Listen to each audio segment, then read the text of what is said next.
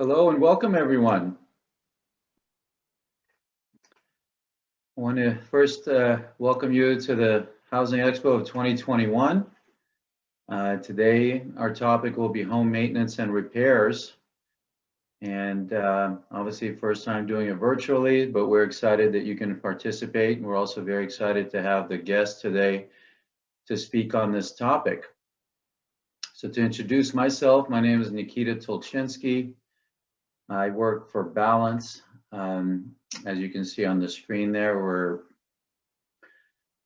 it says Balance Financially Empowering You. So who we are is we're a nonprofit counseling agency here in San Francisco, and also we have counselors nationwide, but we are centered here in the Bay Area, and we offer different services to potential home buyers, homeowners, also general financial services for counseling on credit, debt, student loans. So many different aspects of financial counseling. Today, obviously, we're focusing on the topic of home maintenance, rehab, and repair. We're, like I said, excited to have some guests with us, and I'll introduce those companies to you. You see their names in front of us here. I also wanted to introduce Homeownership SF to folks that aren't familiar with Homeownership SF. They are also a nonprofit agency here in San Francisco who are basically the umbrella for all the counseling agencies in San Francisco. So there's 5 counseling agencies in San Francisco, and we work under the Homeownership SF umbrella. You see their website and information there. They're absolutely great resource for potential home buyers and current homeowners. They offer education through the counseling agencies for home buying, and also post-purchase education for folks that have become recent homeowners or folks that have been homeowners for an extended amount of time. I like to say in our workshops that it's very important to learn about being a responsible home buyer. It's just as important to continue to educate yourself to be a responsible homeowner. So Homeownership SF and Balance and other agencies, we work in partnership under the guidance of the mayor's program as well. So there's numerous financial counseling services you can get through Homeownership SF. There's counselors available for long-term planning, short-term planning, specifically today, maintenance, repairs, home improvements. So there's a lot of resources there for you through counseling agencies and Homeownership SF as well. Now, we talk about repairs. Obviously, the first thing we think about is financial obligation for that, whether we have money set aside or not. When we educate home buyers, it's critical to budget. You know, we want to take other things into account other than taking on a new mortgage payment and utilities. We're no longer have a landlord to call when we have issues come up. So it's really important to budget for repairs, different aspects of home ownership. So it's really, really important to budget that. There's also other avenues to take, such as possibly refinancing your loan to do cash out for potential upgrades or construction. There's second mortgages. There's also construction only loans. And you can learn about these programs through counselors that are available here in San Francisco for you. There's also home equity line of credits available, along with the senior community who are currently homeowners. There's what's called reverse mortgage. And we won't talk in detail about that, but that is a good option for those that qualify that are 62 and over. If you have equity built in your home and you have things to fix in your home, a construction type scenarios, you can contact Balance. We have reverse mortgage counselors that do strictly that, evaluate your situation, your financial picture, your budget, your equity position to see if reverse mortgage is a good option for you. So keep that in mind. Also, PACE and HERO are 2 resources that we have information on as well that can be used for those purposes. So my role today is to introduce to you Homeownership SF and our counseling agency, Balance. Again, we're very excited to have you and to be a part of this annual tradition, the Expo, which offers really, really valuable information. So next, I think we're going to have representatives from Department of Building Inspection take over. So I welcome you.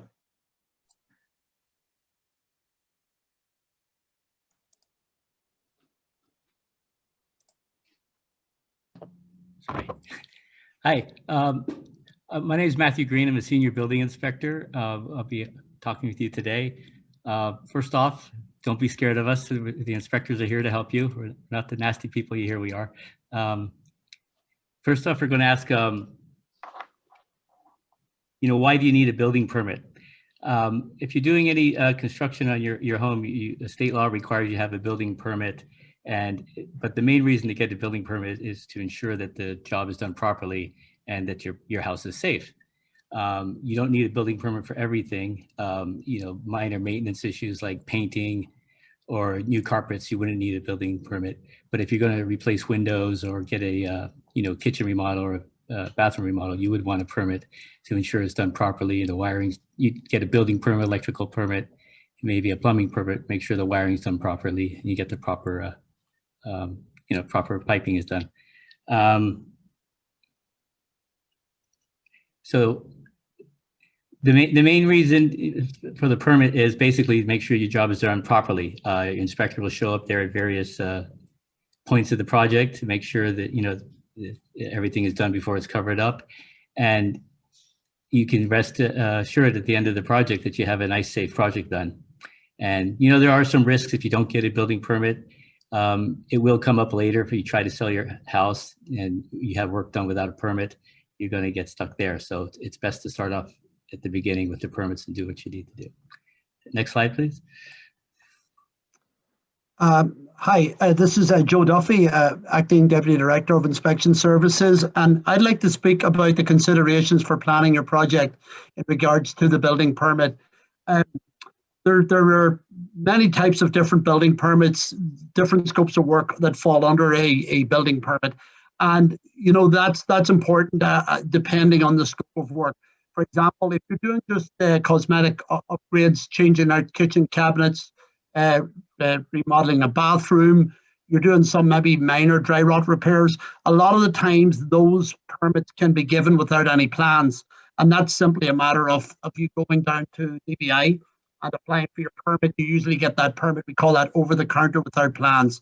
They're pretty common. Our department gives out over 60,000 permits a year, building permits. And so we do issue a lot of these types of cosmetic upgrade permits. They can be done under a homeowner permit, but you also can be using your contractor for those permits as well. I'll speak a little bit more about the electrical and plumbing ones after. But those are pretty common permits. As I said, they're easy got. Normally people are in and out of the building department within an hour, maybe 2 hours at the most. And it's a simple form. A lot of these services as well, you can check them out on our website, and I'll give you the website address later. For the more extensive work requiring a design professional such as an architect or an engineer, that's when you're getting into more of the structural work, or you're going to reframe walls, or you're going to put in some beams, maybe open up the kitchen and dining room. At that point, we are looking for drawings from you, and that's where you're going to need someone. Probably, and a single family home, you can do it yourself on the drawings, but there is an acceptable level of drawings at DBI, and typically it's better to use someone that has drawing experience, and indeed even a licensed architect or engineer. There are on a building permit, on the back of the building permit, you're going to see different agencies that approve building permits. We're not the only agency that approves them. For example, if you were building a new deck or you were replacing windows that are facing the street, that's going to need planning department review. And again, check out the SF Planning's website for a lot of information on that. And when you get into more trickier projects with an older building, you might have preservation issues as well. But The other agencies that look at building permits are the Department of Public Works, if you were doing a curb cut, if you're doing anything related very close to the sidewalk. And we also have Health Department, Fire Department. Our colleagues are here today as well on certain types of buildings. You're going to need the Fire Department review and approval, and indeed inspections. Always obtain a building permit before the work begins. We do receive a lot of complaints from people in San Francisco who claim that their neighbors have started the project. You're going to have a building inspector show up. If warranted, we'll issue a notice of violation. There's 9 times penalty fees and 2 times penalty fees. Your permit fees are going to go way up if you're caught doing work without a permit. I mean, it's not the end of the world, but it is something that you want to avoid. I did mention earlier about the other permit requirements, for example, plumbing or electrical permits. Those are separate permits from your building permit. And the reason that is we want to ensure in San Francisco that licensed electricians, licensed plumbers know what they're doing in your home. We want people to do that work properly so that you have no problems with it. There are times when you will get a homeowner's electrical or plumbing permit for a single family or a 2-unit building, but you have to really show a great knowledge of expertise. And obviously there's a reason for that. We don't want someone causing a problem with gas or wiring or that. But as my colleague Matthew mentioned, getting a building permit is really important because it shows up in the record of your property. It's on our records forever. If you ever sell your property, you've got evidence that the work was done, and it's definitely recommended. We can move on to the next slide, Christine, for Matthew. Thanks. Thanks, Joe.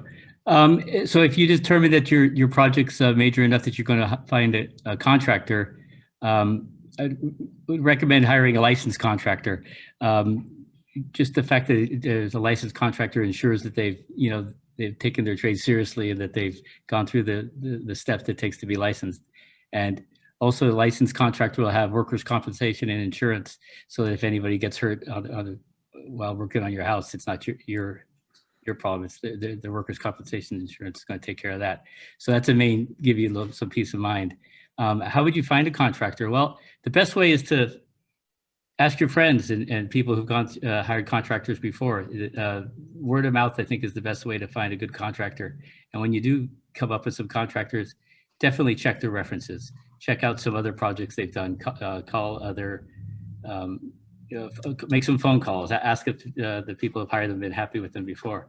And you can also go on the contractor state license board to check to see if the contractor has complaints against them.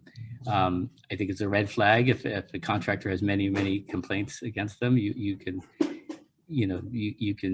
use your own judgment there if you see many complaints against the contractor, whether you want to hire them or not. And definitely when you're hiring a contractor, get as many bids as possible.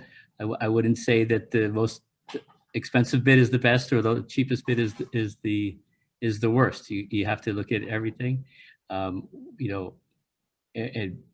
I would definitely say when you are hiring a contractor, be very clear in the contracts what work is going to be done. Disputes can happen. What was this contractor hired to be done? At the end of the job, there's some confusion. Say, oh, that wasn't part of my bid. I'm not going to do that. And you're thinking, oh yes, I already paid you to do that. So have it all written out at the beginning before the job starts. And I'd also say if you find a contractor who recommends you don't need a building permit for something that clearly needs a building permit, I would stay away from that contractor because I'd say they're more than likely to cut corners in other aspects of the job as well. Better to be straight up right at the beginning. Hire a good contractor, honest contractor who's willing to do it properly. Thank you. Next slide. So I'd like to talk about completing the work and the various inspections. So basically, when you get your building permit from DBI, your permit's going to be valid for a minimum of 1 year. Now, that's a year sometimes is a long time, but it goes in pretty quickly. And a lot of the times we have people that they didn't get the permit, then they didn't get the contractor was busy, and the next thing they're stuck and they can get a permit extension of us. We're always willing to extend the life of a permit. It's all done through our website, And, you know, there is a small fee for that. It's not that a couple of $100 will get you another year. And we are sympathetic to people because sometimes life gets in the way of a construction project. Something might happen that you didn't anticipate in your life, and that permit, you might be in the middle of it, you may not even have started it. But we will work with people on these building permits to make sure that we keep them alive. Because a building project, you know, it is a stressful time in people's lives as well. People do get very emotional about their buildings and the projects. They don't, as Matthew pointed out about the contractors, most of them go to plan, but sometimes there are issues with a contractor. You have to find another contractor. It's very rare, but it does happen. But rest assured that DBI will work with you on keeping that permit alive as long as we possibly can. Sometimes if it gets into 2 or 3 years, then we might have to involve our colleagues in the planning department. If you needed to give a neighborhood like notification, that might have to be redone again. But those are all issues that most of the time we don't deal with. The other thing is inspections. Always inspections are scheduled to verify that the work is in compliance with the California building code. We even have our San Francisco code as well. So it is very important that they get their inspections as the work progresses. It also ensures that the work is done properly. The inspections are required at different phases of construction. So basically, before you pour concrete, when you have your framing done, before you cover any of the walls with drywall or plywood, we'll want to see the walls and the framing that's in there. Make sure the electrical's done right, make sure the plumbing's done right. So you've got we call it like a rebar inspection, your rough frame inspection. Then you're going to get to the stages where the work is completed. And I don't know what it is about San Francisco, but when you get that work completed, most homeowners are enjoying their new kitchen, their new bathroom, and they always forget about good old DBI to schedule that final inspection.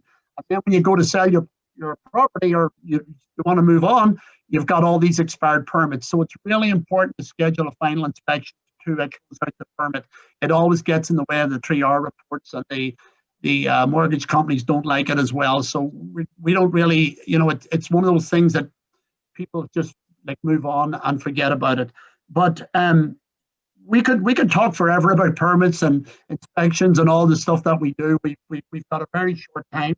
So I'd like to just finish off by saying just that you can visit our website, www.sfdbi.org, email us at dbicustomerservice@sfgov.org, or call us at our customer service line at 628-652-3200. That concludes the DBI portion of this expo. Thanks. Thank you very much, gentlemen.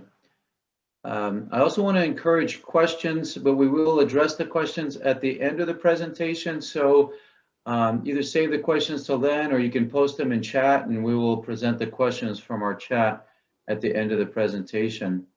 I think next we have representatives from the fire department.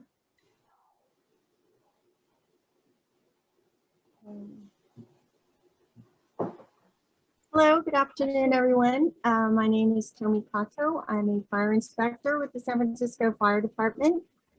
I am here with my teammate, Inspector Don Rosales, and we are a part of the Fire Prevention Community Education team.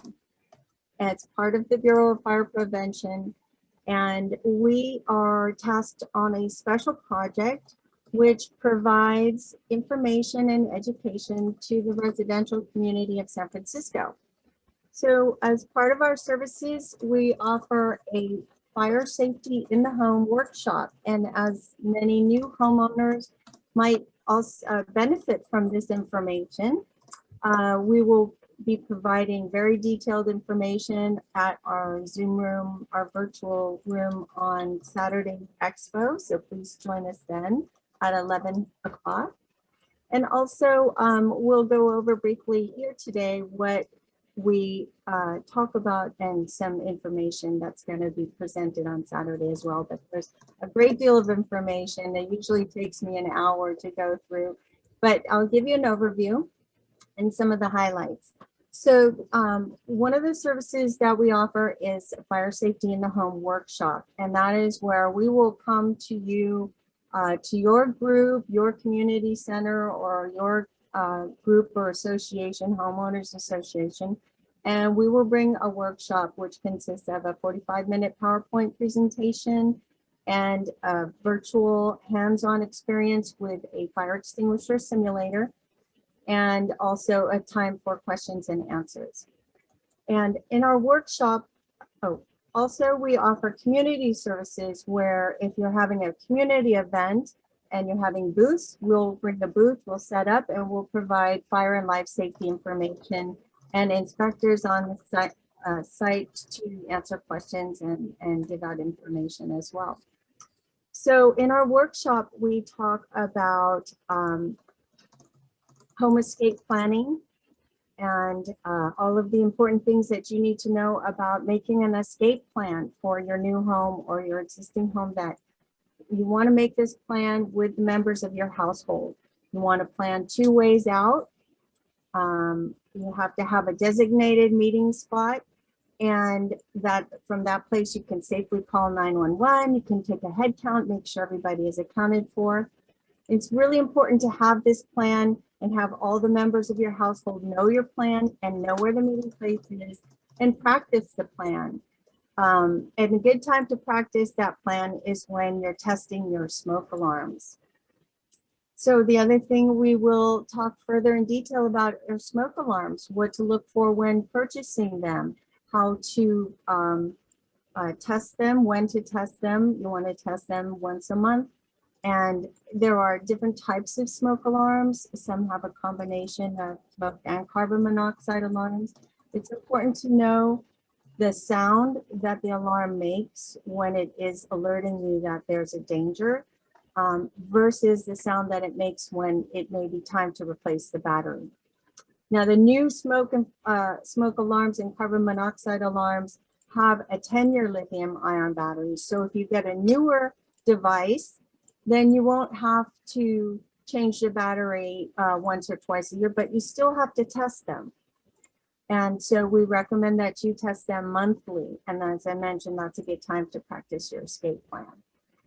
So we will talk about the various sources of carbon monoxide. Any fossil fuel burning appliance or device can emit carbon monoxide, and we will talk about where to place the carbon monoxide alarms or the smoke alarms in your home. You want to have them in, you need to have them in every sleeping area, outside in the hallway, outside every sleeping area, and also on every level of the home.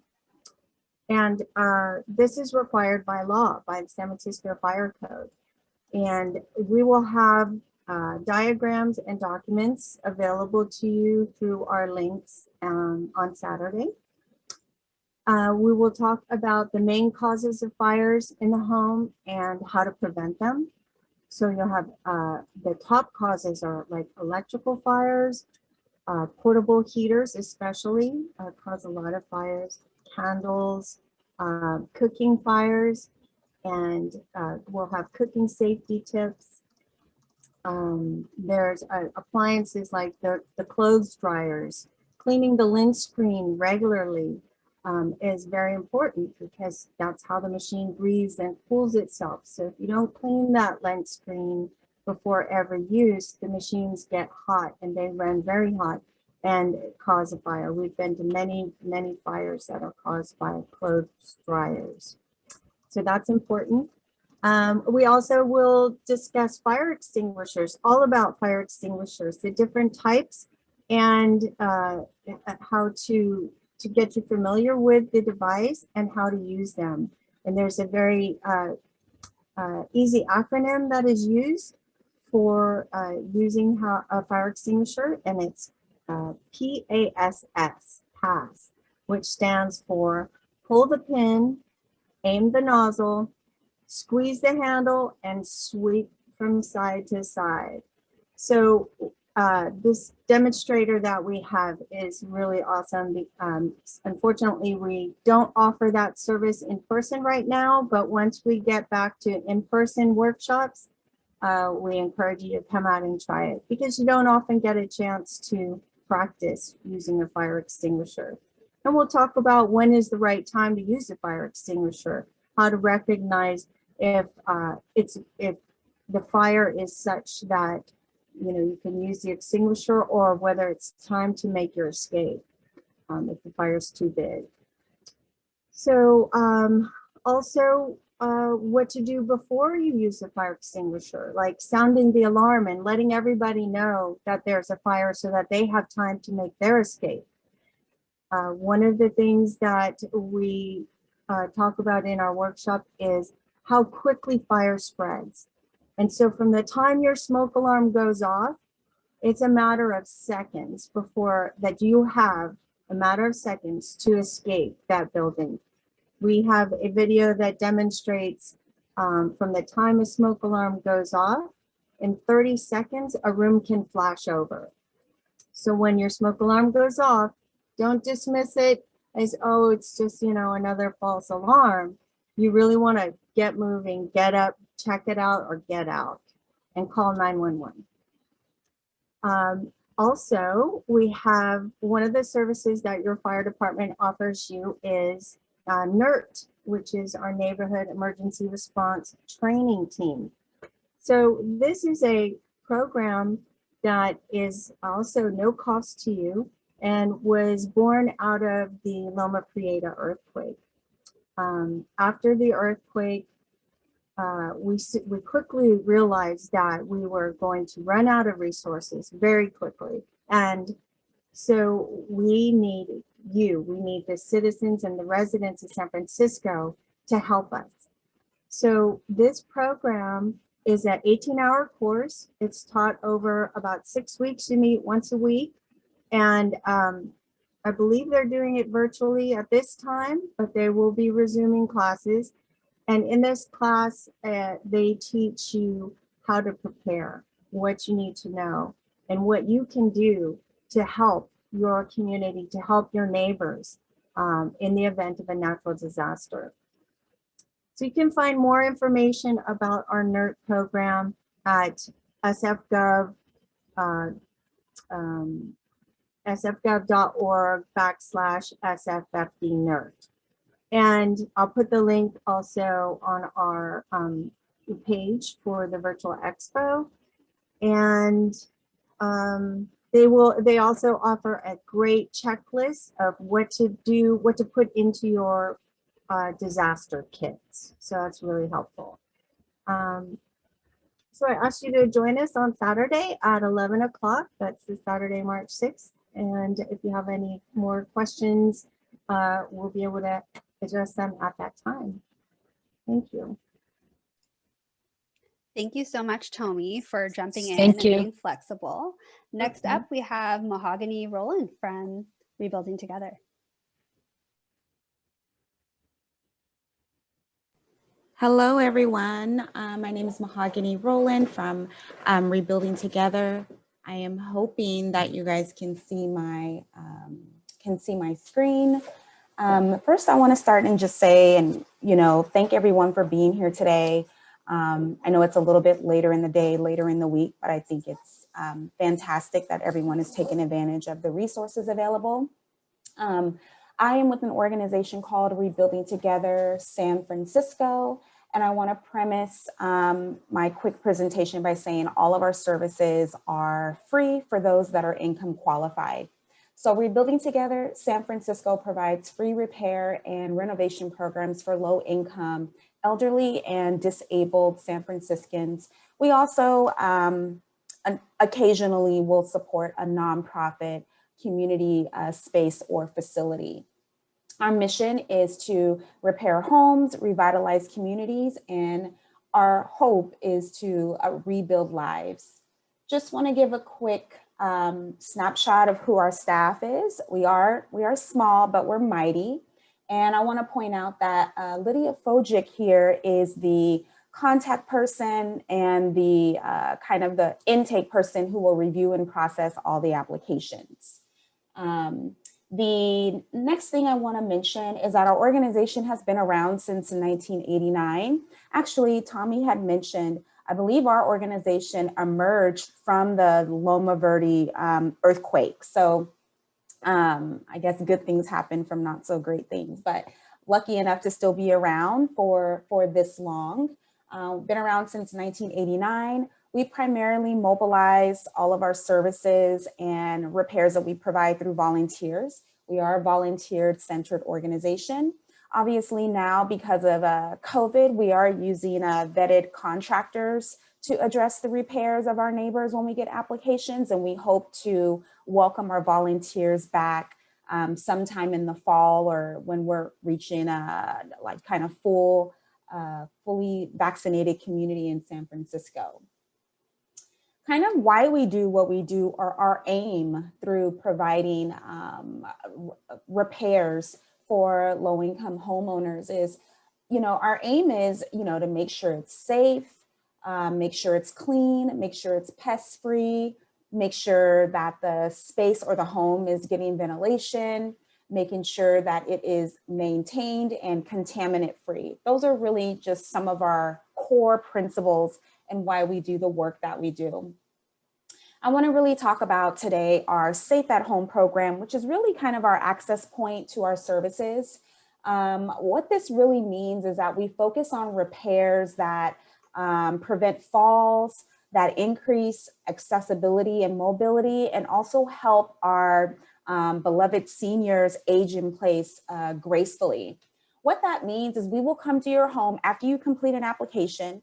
We will come to your home by appointment, and also ensuring that the time works for the homeowner or the renter. Oh, by the way, we do serve renters and homeowners. So please feel free to apply. I'll drop the application. We will serve either group, but we'll come in and do an assessment, and we're going to check to see if you have grab bars, to make sure you actually have CO detectors, fire extinguishers, to make sure that you can get around the house without any trip hazards, to make sure that your shower is, that you can get in and out of the shower. Here's just kind of a quick look at what that looks like. Another big one is being able to go up and down the stairs. Many homes, as we all know, are 2-story in San Francisco, so we can provide a handrail. I know probably not the most pleasing thought, but it's a real thing to have a raised toilet seat. It's also a real thing to have a grab bar or a tub bench to get in and out of the bathroom and the shower. And you can see above, all of these things prevent falls on stairs if you have trouble sitting or standing, and also just to prevent falls in the shower and the tub. We're also looking for, as I said, making sure you have fire alarms and CO detectors. We also, believe it or not, carpet causes a really big tripping hazard.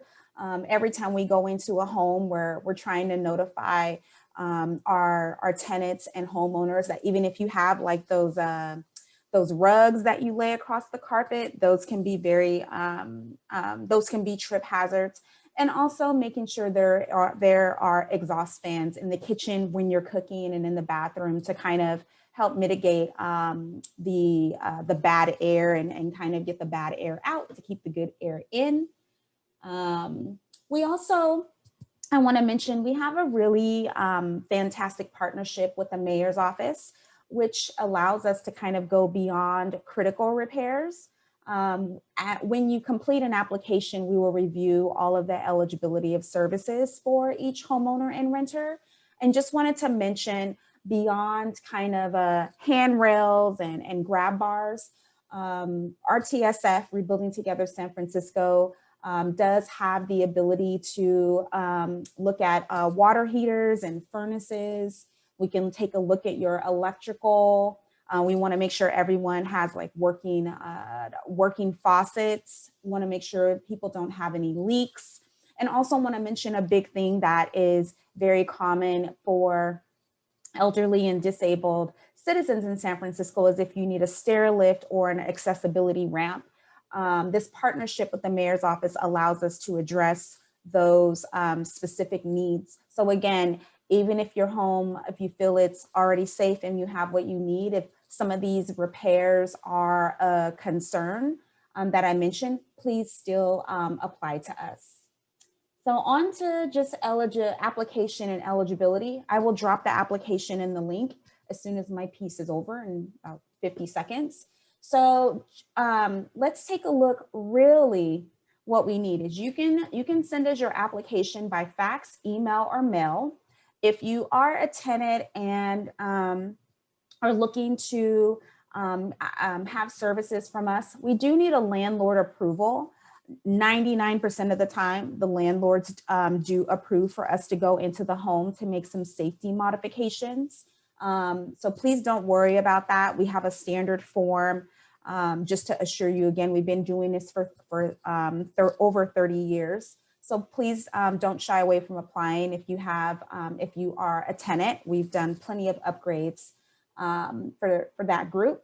And also in terms of proof of home ownership, just a copy of your property tax form, or we've taken copies of deeds. And then on to income qualified, how to qualify via income, which is very important. So if you, as you can see here, if you have a household of one, the max gross income can be up to $5,745 and kind of so on. Also want to say, to clarify, obviously children do not work. So this is only geared towards the adults in the home. We're not obviously looking not looking to count children as a part of this bracket, but just for the adults in the home. And another big thing is we are exercising COVID precautions through recommendations through SF Department of Health. So all of our repair techs will arrive with masks, gloves. They sanitize tools before and after they come into the home, where we ask homeowners to ensure they can kind of maintain like 6 feet distance. We also ask homeowners and tenants to ensure that the area that our technician is going to be working in is kind of free from clutter, and that there's an easy way to get in and out of the area for the technician. But other than that, since kind of COVID happened last March, we got the green light to resume our repairs in July.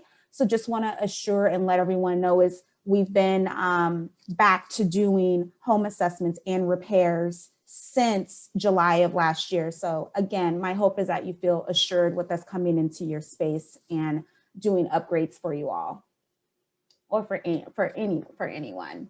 And then if you have any questions, comments, this is our website. Lydia, who I pointed out earlier, this is her direct email. The phone number to reach Lydia for any questions you may have, our phone number is 415-905-1611, extension 206. Again, that's 415-905-1611, extension 206. Thank you so much, and I look forward to getting applications and talking to some of you. And please share with your friends and family. We serve everyone in the city and county of San Francisco. The whole island we are able to serve. So again, please don't shy away. Thank you. Thank you, Mahogany. Next up, we have Juan Bernal from Grid Alternatives. Hello, everyone. Thank you for coming out here and making the time. I know we're all pretty busy, and this is pretty new to a lot of us. So just thank you for being here. I'm going to go over Grid Alternatives, our programs, our eligibility, and how you can apply. I'm going to share my screen shortly, but basically our programs are for San Francisco income qualified homeowners that pay too much for their electricity. Our program offers no-cost solar systems. Our solar systems could help you save anywhere from 60 to 90% on your electricity bill. And unlike for-profit companies, there is no cost to you. All of our programs are funded by the state and local partnerships. So yes, and we also will be presenting on Saturday, March 6th at 11 if you have any other questions. But I will begin and share my screen. Let me know when you can see it. Okay, so I will begin.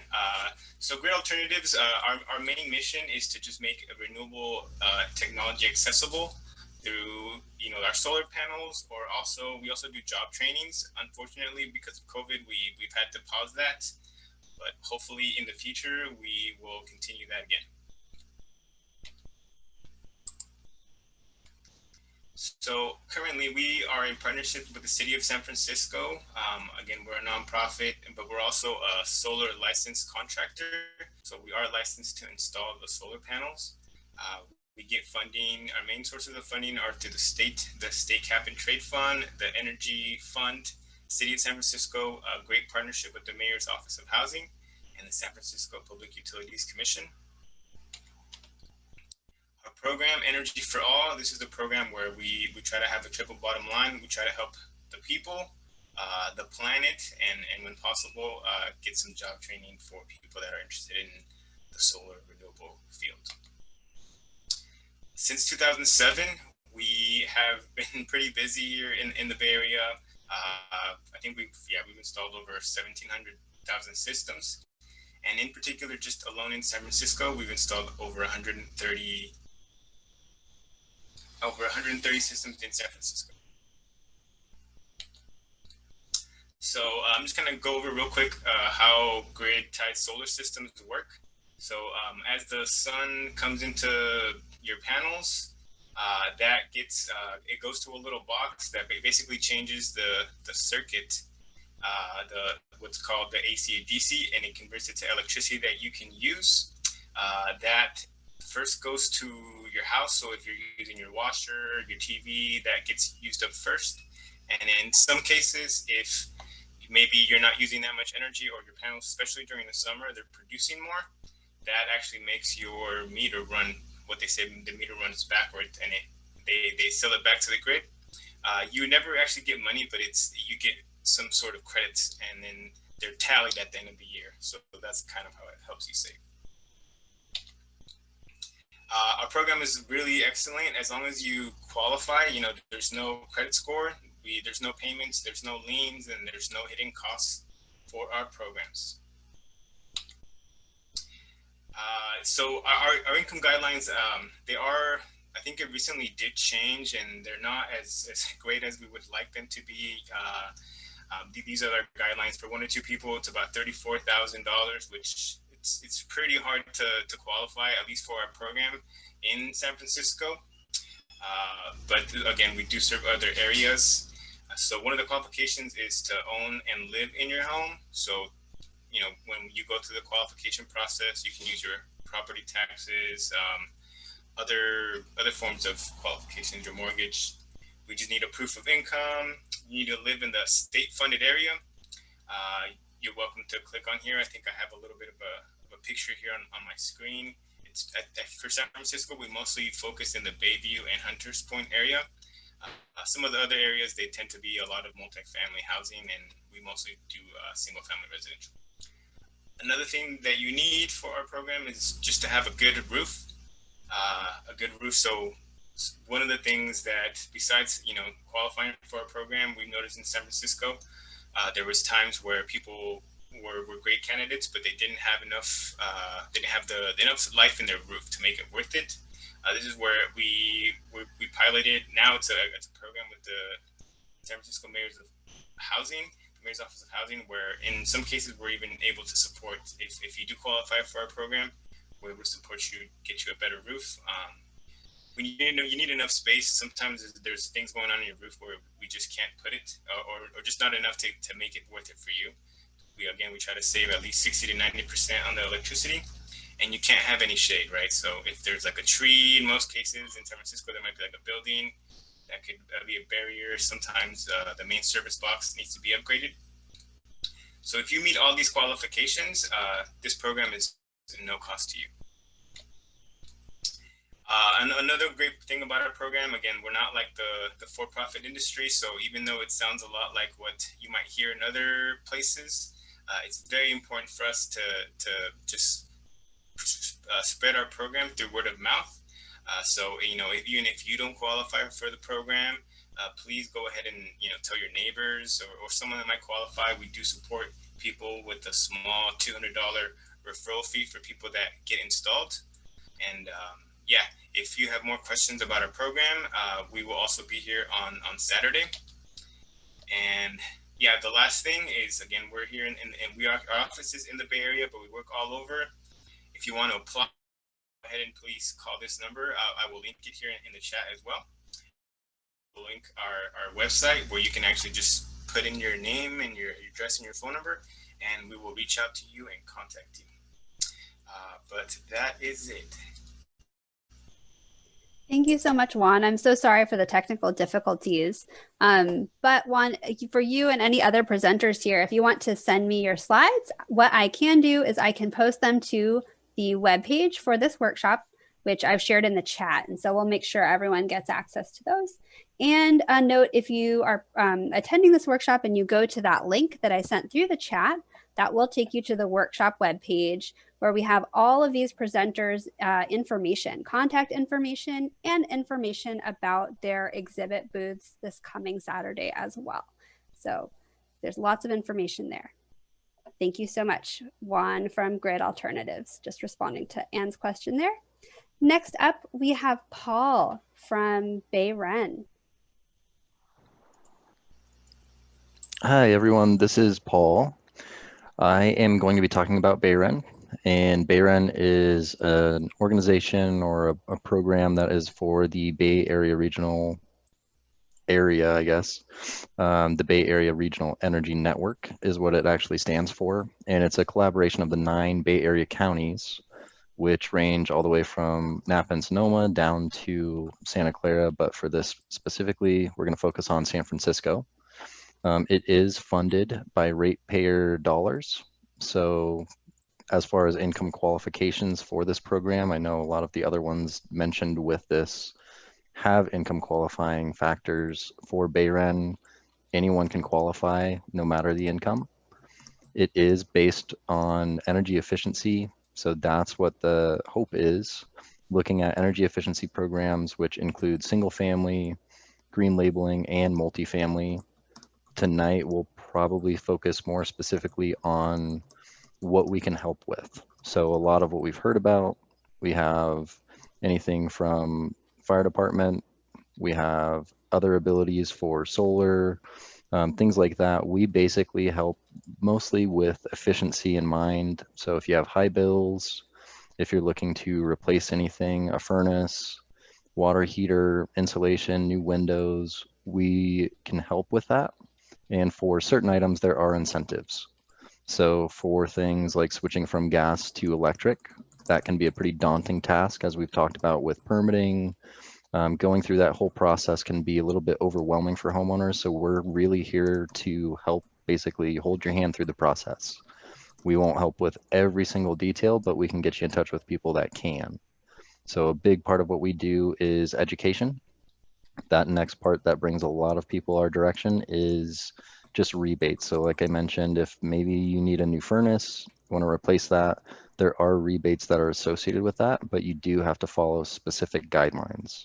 So you will need to work with participating contractors and install a unit that actually qualifies. So not every unit qualifies, and not every contractor is a participating contractor. We will help you find contractors. So if you have any questions, you can always reach out to us. You can reach out via email, phone, or go to our website. And our email, and I'll include this in the chat, and then we will also share a few slides with the main offering at the end as well. So the email is advisor@bayren.org, or you can call 866-878-6008. Or if you go to our website, which is bayrenresidential.org, you can go online and you can fill out a request to actually be contacted by us, or you can go to the main Bay Ren website, which would be bayren.org/energy-advisor. And that will also allow you to communicate with us. But if there are any questions home related, that's what we tend to do. And as I mentioned, it is not income qualified, but we do offer rebates for specific upgrades.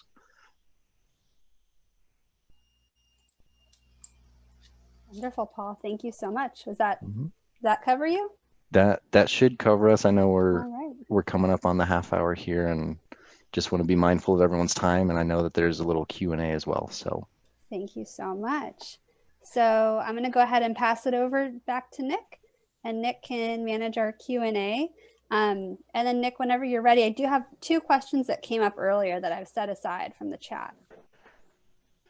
I'd like to go ahead and start with those questions, Kristen. Let's do that. Okay, so the first one, I believe, is for the Department of Building Inspection. The question is, when will a building permit result in having your home's value adjusted by the city?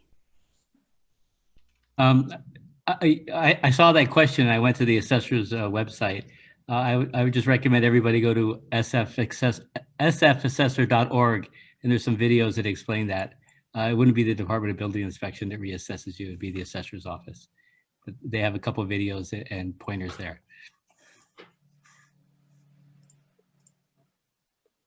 Thank you so much. And our next question is, this might be one for you, Nick, that you can help to answer. And I'm guessing this has to do with possibly below market rate homes. It looks like it's referring to a specific policy that says homeowners may only begin claiming capital improvements made 10 years after the unit was originally occupied, unquote.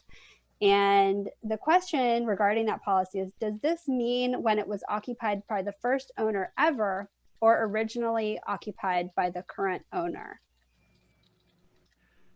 So I would want to put that question off to do more research on that. Honestly, any capital improvements on BMR is still kind of a questionable issue as far as whether you can gain capital and increase equity and resale price on below market rate units. So the main message we send out is that we don't want you to have that expectation that if you improve your property, cosmetic changes, constructional, what you may think is an improvement, where the city uses a different, their own formula for their resale price.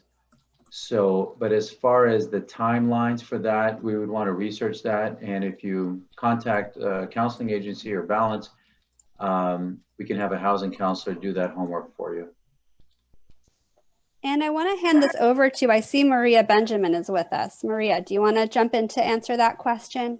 Sure, I'm from the Mayor's Office of Housing and Community Development, and the BMR units, that's right. It's 10 years after you purchased the property. However, if you contact our office, if you purchased a BMR that was an older BMR and there wasn't a lot of renovations or upkeep maintenance to that unit when you bought it, then please contact our office and ask for advice on whether or not you would be eligible to get the credit for the capital improvements. Capital improvements are capped and they're depreciated. We want you to be able to get your investment back when you move. However, it is depreciated. If you do an improvement in 2010 and then you move in 2030, that value of that improvement isn't still the same, right? You used it for 20 years, so it's not. It doesn't have the same value as when you first put it in, except for the value of you being able to have a good quality home and that you're comfortable in.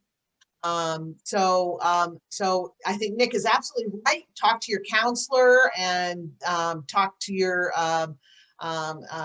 before you make home improvements. But on a BMR, we'll work with the homeowner as much as we possibly can to make an equitable. Thank you for letting me poke in and say that. Thank you, Maria. And I see a next question in the chat, which is, I think, again, a question for DBI. How do we know what requires a building permit and what doesn't? Is it recommended to call and ask for specific items for somebody who's, new to building construction questions? Joe Duffy here from DBI. It's a very, very good question, and we do get asked it a lot. The easiest answer is in the San Francisco Building Code in Chapter 1, I believe it's Section 106, and you can look that up on our website as well under codes. But there is a list of exceptions to work you can do without a building permit.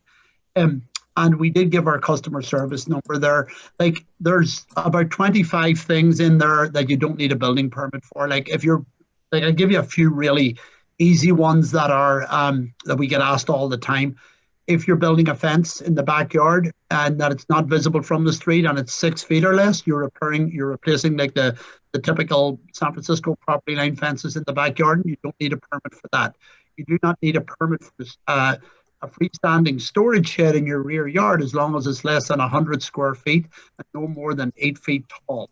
So you've got regulations like that. There are other things like your driveway, your private driveway. You don't need a permit for that. If you get into the drainage, then probably you need a plumbing permit.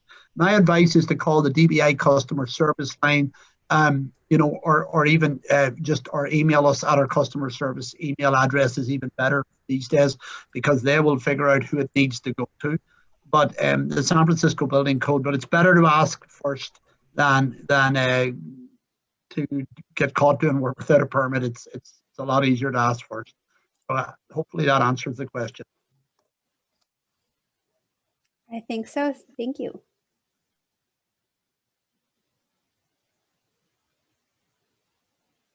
It looks like there is one other question here about, again, building inspection. When it comes to the preservation of an older home, how old does the home have to be, and what are the rules that we need to know when it comes to remodeling?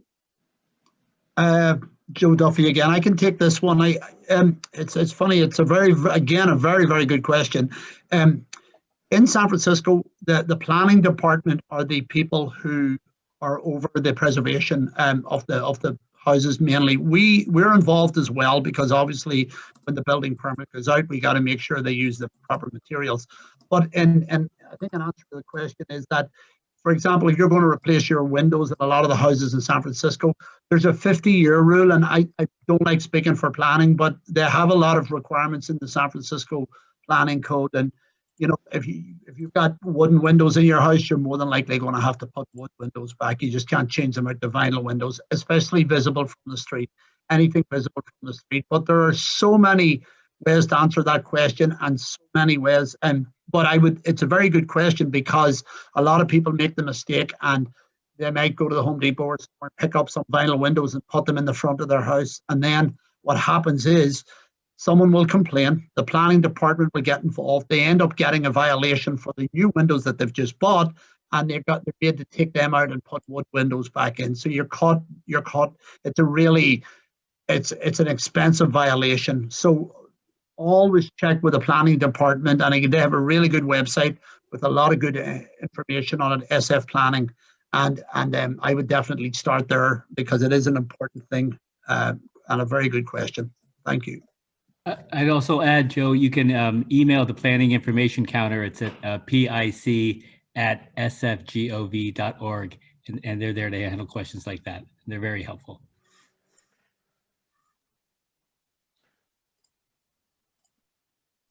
All right. Well, let me see. It looks like we have one other question. How to find out information regarding the inheritance of the BMR unit for a child who was living in the BMR unit but was not on the title as there for minors. Hey, Nick, if you don't mind, sorry, if I cut in really quickly, there is actually a workshop happening in just a little bit that you can find through the Expo website on SCED that is about estate planning. And I think this question will be answered in that workshop. So if you are a BMR owner and have a question like this, that workshop will really walk you through all of the answers to your questions. Great, thank you, Kristen. There's one more. I need to paint my sidewall, but would need to enter through my neighbor's backyard. I was denied access. What are my options?